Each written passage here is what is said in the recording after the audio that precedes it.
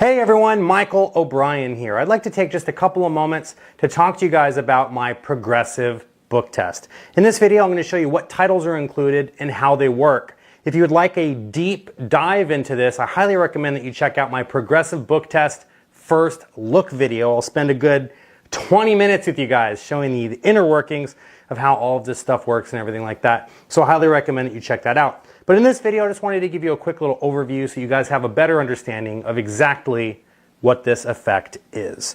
So you are going to receive one of or all, depending on how you want to do it, 8 book titles. I'll show you what those titles are now. You have 1984, The Lord of the Flies, Animal Farm, A Tale of Two Cities, and The Gentleman. These are part of what I like to call the close-up versions of the books. And then for the stand-up versions, you have Handmaid's Tale, Fahrenheit 451, and my personal favorite, The Phantom of the Opera. This also happens to be the only hardcover book of the entire set, and this has a bonus method as well, which I'll talk about in just a moment.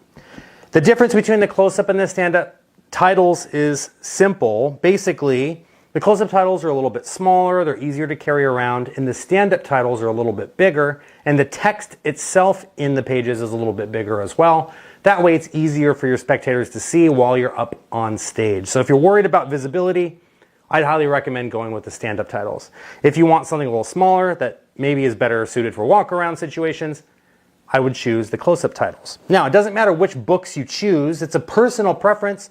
Like I said, you could pick one, you could pick 2, 3, heck, you can pick all of them if you want to. The best part about this is they all work exactly the same way. So it doesn't matter which book you choose. Once you learn how the effect is performed, they all work exactly the same way.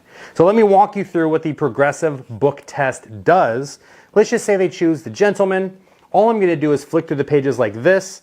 They say stop anytime that they want. They look at the first word on the page and they memorize it.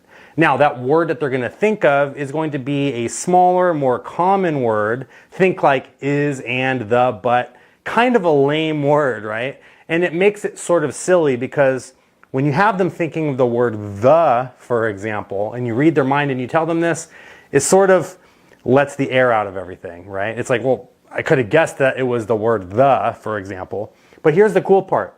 They say stop, they look at the first word, you tell them what it is. Then you tell them, by the way, you're not holding the book anymore, you've taken a step back already. You tell them to flick to the next page. And not to just look at the first word on the page, but to look at the entire first line. And this time you're going to reveal a larger word to them, one that's going to be a little bit more difficult for you to get. But it's not just the first word, it's from that entire first line. Then you tell them, let's try that one more time, but this time flick to the next page or a few pages, however many pages you want.